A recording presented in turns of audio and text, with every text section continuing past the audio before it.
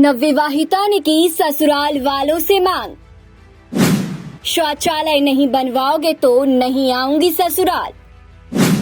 शौचालय नहीं होने के कारण ससुराल छोड़ दी नवविवाहिता।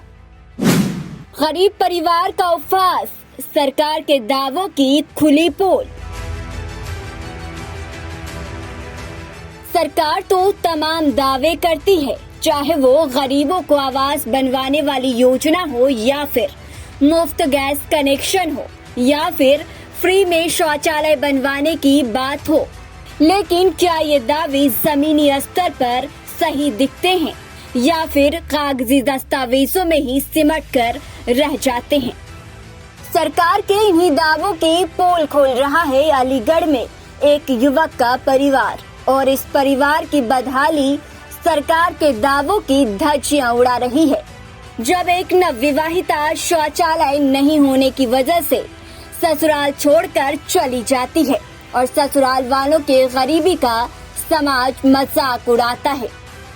जी हाँ, ये दास्तां अलीगढ़ के टम्पल इलाके की है, जहाँ गज्जो अपने परिवार के साथ पिछले कई सालों से रह रहा है। गज्जो और उसका बेटा कमल मेहनत मजदूरी करके और कबाड़ा इकट्ठा करके अपने परिवार का पालन पोषण करते हैं। जानकारी के मुताबिक आर्थिक स्थिति खराब होने की वजह से और इलाज के अभाव में गज्जो की पत्नी का निधन कुछ महीने पहले ही हुआ है। इसके बाद गज्जो ने अपने बेटे कमल की शादी प्रयागराज के तकीपुर की रहने वाली खुशी से कर दी। वहीं जब खुशी शादी होने के बाद ससुराल आई तो कमल और उसके परिवार की बदहाली को बर्दाश्त नहीं कर सकी और शौचालय नहीं होने के कारण ससुराल छोड़कर चली गई। इनकी लड़के की शादी हुई है और लड़के की शादी तो हो गई और लड़के की का घरवाली यूँ कहती है कि अपना घर को लैट्रिन बाथरूम बनवा लो, अपने घर वो करवा लो, जब आऊँगी मैं नहीं आ रही नहीं। खुशी से ही ससुराल वालों से कहा कि जब तक आप लोग शौचालय नहीं बनवाओगे तब तक मैं ससुराल नहीं आऊंगी। अब खुशी के जाने के बाद उसके परिवार वालों को क्षेत्र में शर्मिंदगी झेलनी पड़ रही है। कमल और उसके पिता गज्जो का कहना है कि हम लोग अशिक्षित हैं और हमें किसी प्रकार की भी सरकारी सुविधा नहीं मिल पा रही है। को इलाहाबाद के चौरा को कीलपुर गांव वहाँ ते शादी भाई, फिर वहाँ के भैया बाप फाप सब लिबावे आए गए। गो करे न को लैट्रिन बाथरूम बनवा लियो और घर मकान सही ढंग से बनवा लियो, जब लिबा ले जाइयो वहाँ ते पहले लिबावे मत आइयो, नहीं तो हम अपनी बेटी के दूसरी जगह शादी कर दिन सब हमारे तो बस की है नहीं, हम तो मरे मराए। जो कोई रोटी खवा दे मामू के खा ले में हम तो।